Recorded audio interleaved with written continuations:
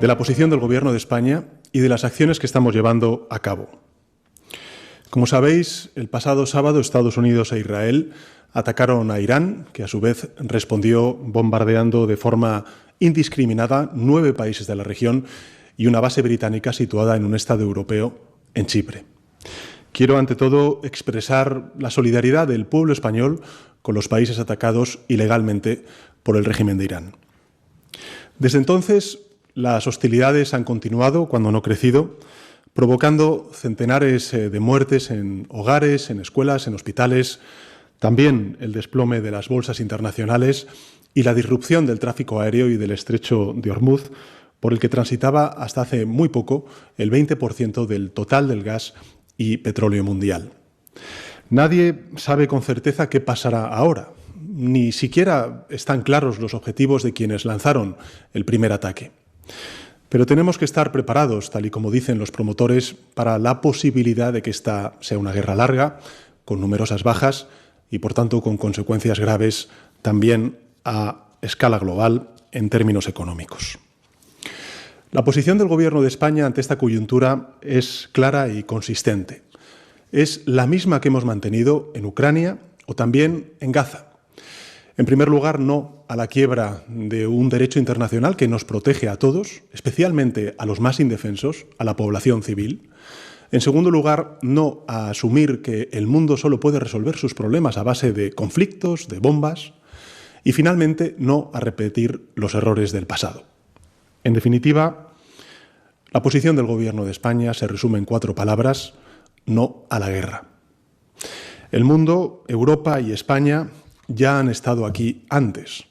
Hace 23 años, otra administración estadounidense nos arrastró a una guerra en Oriente Medio. Una guerra que, en teoría, se dijo entonces, se hacía para eliminar las armas de destrucción masiva de Saddam Hussein, llevar la democracia y garantizar la seguridad global. Pero que, en realidad, visto en perspectiva, produjo el efecto contrario, desencadenó la mayor oleada de inseguridad que ha sufrido nuestro continente desde la caída del muro de Berlín.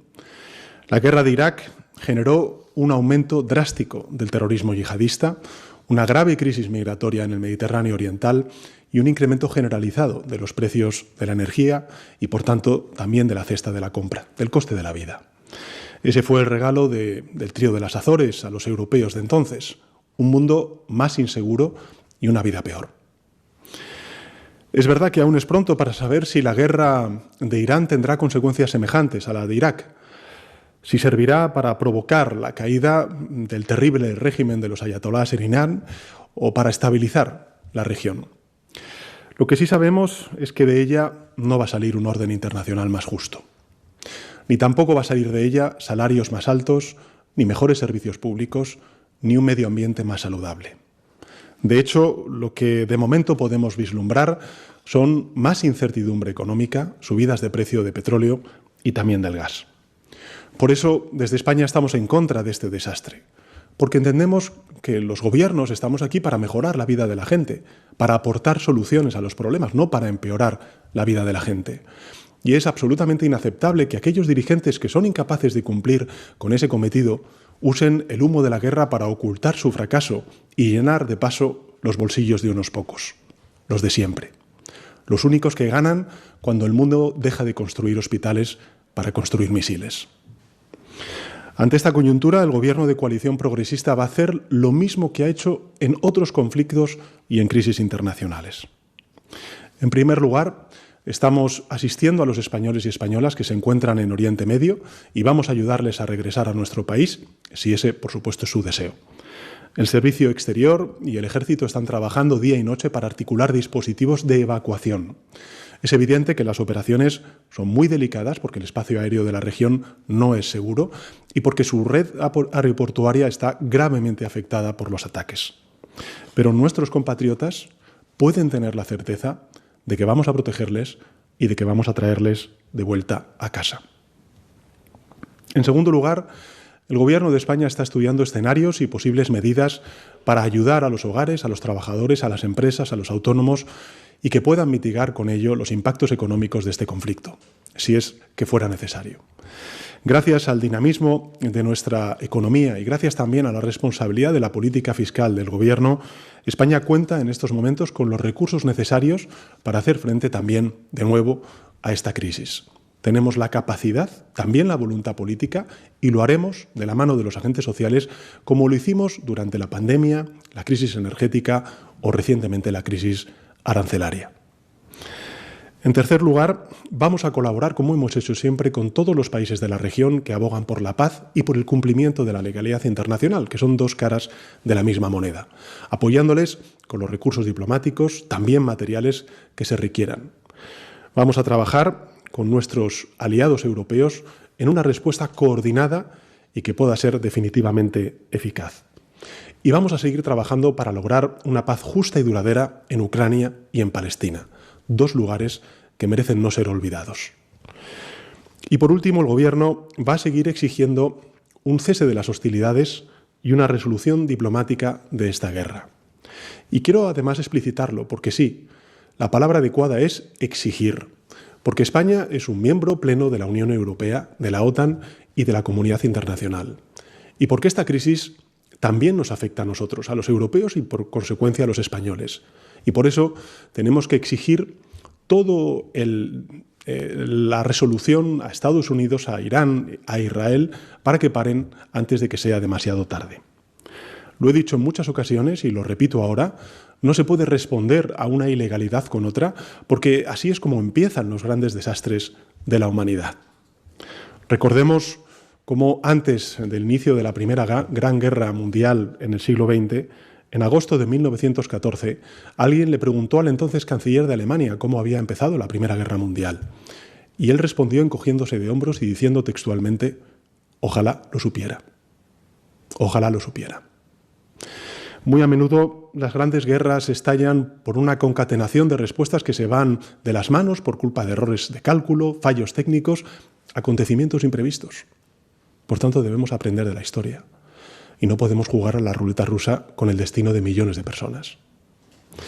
Las potencias involucradas en este conflicto deben cesar inmediatamente las hostilidades y apostar por el diálogo y la diplomacia. Y los demás debemos actuar con coherencia, defendiendo ahora los mismos valores que defendemos cuando hablamos de Ucrania, de Gaza, de Venezuela o de Groenlandia. Porque la pregunta no es si estamos o no a favor de los ayatolás. Nadie lo está. Desde luego no lo está el pueblo español y, por supuesto, tampoco el Gobierno de España. La pregunta, en cambio, es si estamos o no del lado de la legalidad internacional y, por tanto, de la paz. La ciudadanía española siempre repudió la dictadura de Saddam Hussein en Irak, pero no por ello apoyó la guerra de Irak, porque era ilegal, porque era injusta y porque no supuso una resolución real a casi ninguno de los problemas que pretendió resolver. Del mismo modo, nosotros repudiamos al régimen de Irán, que reprime, que mata vilmente a sus ciudadanos, particularmente a las mujeres. Pero al mismo tiempo rechazamos este conflicto y pedimos una solución diplomática y política. Algunos nos van a acusar de ser ingenuos por hacerlo, pero lo ingenuo es pensar que la solución es la violencia. Ingenuo es creer que las democracias o el respeto entre naciones brotan de las ruinas, o pensar que practicar un seguidismo ciego y servil es una forma de liderar. Al contrario, yo creo que esta posición no es en absoluto ingenua, es coherente. Y por tanto no vamos a ser cómplices de algo que es malo para el mundo y que también es contrario a nuestros valores e intereses, simplemente por el miedo a las represalias de alguno. Porque nosotros tenemos una confianza absoluta en la fortaleza económica, institucional y también diría moral de nuestro país. Y porque en momentos como este nos sentimos más orgullosos que nunca de ser españoles. Somos conscientes de las dificultades, pero también sabemos que el futuro no está escrito, que la espiral de violencia que muchos ya dan por sentada es absolutamente evitable y que la humanidad aún puede dejar atrás este integrismo de los ayatolás y también la miseria de la guerra. Algunos dirán que estamos solos en esta esperanza, pero tampoco es verdad. El Gobierno de España está con quienes tiene que estar. Está con los valores que nuestros padres y abuelos fijaron en nuestra Constitución, España está con los principios fundacionales de la Unión Europea, está con la Carta de Naciones Unidas, está con el derecho internacional y, por tanto, está con la paz y la existencia pacífica entre países y su convivencia. Estamos, además, con muchos otros gobiernos que piensan como nosotros y también con millones de ciudadanos y ciudadanas que en toda Europa, en Norteamérica y en Oriente Medio, lo que piden al mañana no es más guerra o más incertidumbre, sino más paz y más prosperidad. Porque lo primero solo beneficia a unos pocos y lo segundo nos beneficia a todos. Muchas gracias.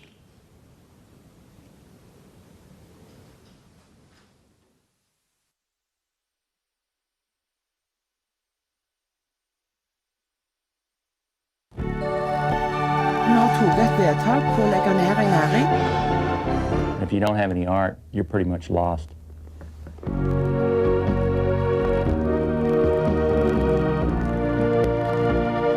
Kan noen være så snill å slå av internett?